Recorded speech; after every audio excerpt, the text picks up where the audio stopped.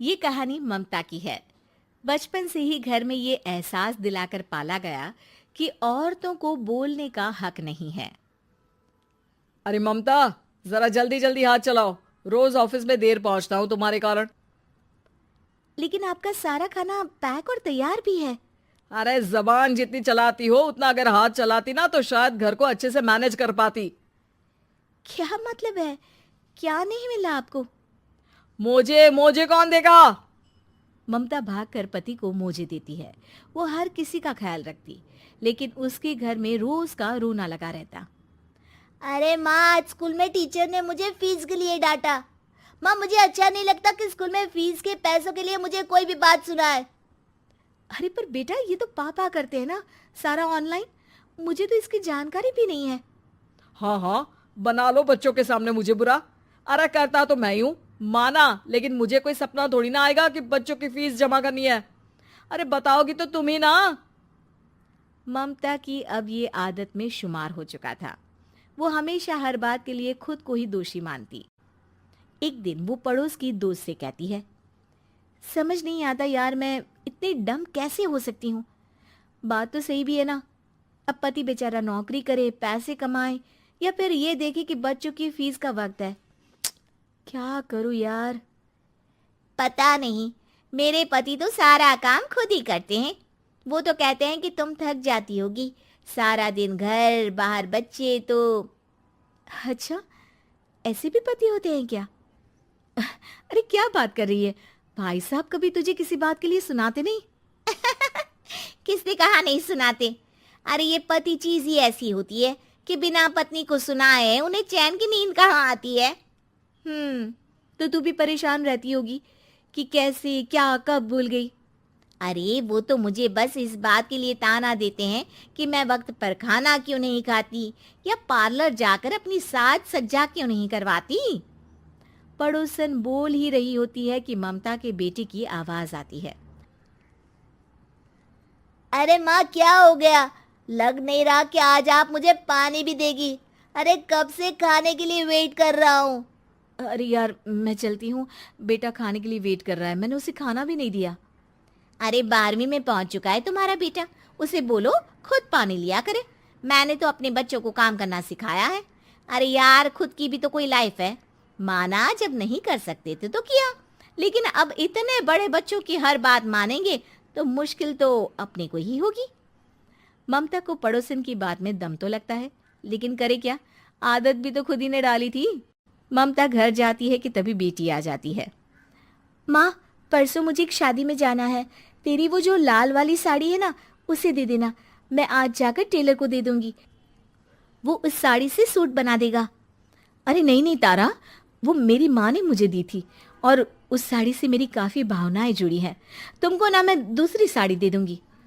Okay, कोई बात नहीं, लेकिन आज दे ही देना पक्का। तारा माँ की साड़ी से सूट बनवाकर पार्टी में जाती है, लेकिन जब वो पार्टी से लौटती है, क्या है, मैं तो समझ ही नहीं पा रही हूँ। अरे जब वो साड़ी मांगी थी तो ये छल्ली सी साड़ी क्यों दे दी? मैं ही पागल थी जो इस साड़ी का सूट बनवा लिया मैंने। माँ, जानती भी हो कि कॉलेज में मेरी कितनी हंसी उड़ी। तभी वहां ममता का पति सुनील आ जाता है। अरे गवार औरत, जब बेटी साड़ी मांग रही थी तो दे देती ना। अरे पापा, इनके तो इमोशंस जुड़े थे उस साड़ी से। ममता इतने सब के बाद भी कुछ नहीं बोलती। मेरी बेटी की बेइज्जती हो गई, मैं बिल्कुल बर्दाश्त नहीं कर सकता ये। मैं नहीं चाहता कि मेरी बेटी से कोई भी ज्यादा सुंदर लगे पूरे कॉलेज में। जी, वो पढ़ने में तारा बिल्कुल अच्छी नहीं है, उसकी पढ़ाई पर आप ध्यान दीजिए ना। अच्छा, अब तुम मुझे बताओगी कि मुझे किस पर ध्यान देना और किस पर नहीं। रमेश जैसा ही ये वाक्य पूरा करता है, ममता की बेटी और पति उस पर जोर जोर से हंसते हैं। अरे ठीक है ना, पता ही नहीं चला कि कैसे वक्त इतना बीत गया। अरे कैसे पता चलेगा माँ, हम लोगों के पीछे जो तू बैताल की तरह चिपकी रहती थी, तुझे कैसे वक्त का पता चलता? ममता को पहले सास ससुर, फिर पति और बच्चों की तरफ से इस तरीके की बातें सुनकर उसका मन बहुत दुखी रहता था। एक दिन, सुनो ना, बहुत दिनों से कमर के नीचे बहुत दर्द रहता है। कल मैंने देखा तो एक फोड़ा था। अरे ममता, एक बार अपने पति से बात करो, वो तुम्हारा फोड़ा डॉक्टर को दिखा देंगे। अरे नहीं नहीं, वो तो गुस्सा हो जाएंगे। अरे क्यों गुस्सा हो जाएंगे? तुमको दर्द है? हाँ, लेकिन वो यही बोलेंगे कि ऑफिस जाऊं या फिर तुम्हें लेकर डॉक्टर के पास।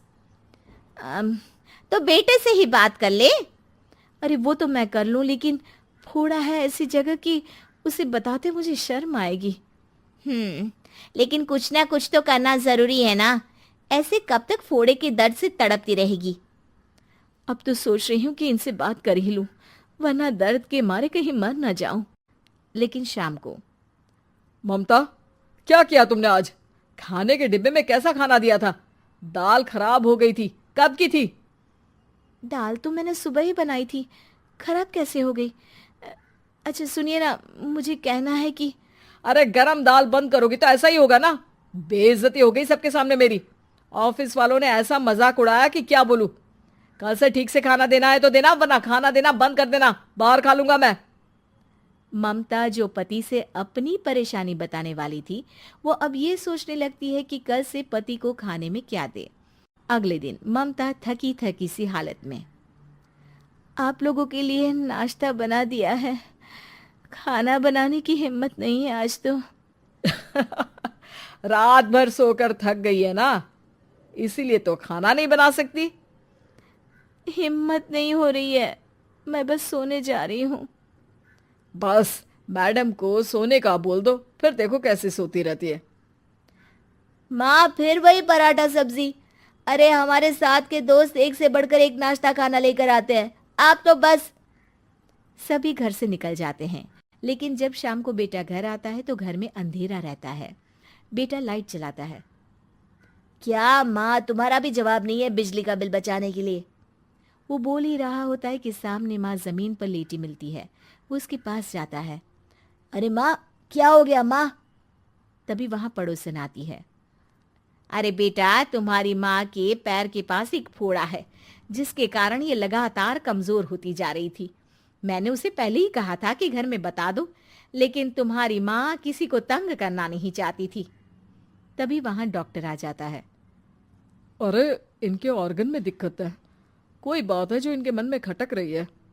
अरे नहीं नहीं, इसके मन में कोई बात नहीं है। कोई काम है नहीं ना इसके पास, सारा दिन बस घर में ही रहती है। देखिए, मैं तो ये नहीं जानता, लेकिन हाँ, इनके मन में हमेशा कोई बात रह जाती होगी, इसीलिए उनकी ये हालत है। अगर आप समय से नहीं ले आते तो हो सकता था कि। अरे नहीं नहीं डॉक्टर साहब, हम पूरी कोशिश करेंगे कि वो ठीक हो जाए। हम लोगों ने अपनी ही परेशानी माँ के सामने रखी, लेकिन किसी ने माँ की दिक्कत को जानने की कोशिश तक नहीं की। हाँ, मैंने भी ममता को हमेशा घरेलू जरूरत से ज्यादा काम का नहीं सोचा था। ममता को होश आता है और वो खुद को अपने बेडरूम में देखती है। वो उठने की कोशिश करती है कि माँ, अब आप नहीं उठेंगी। हम लोग है ना, हम लोग आपको पूरी तरह से खुश रखने की कोशिश करेंगे।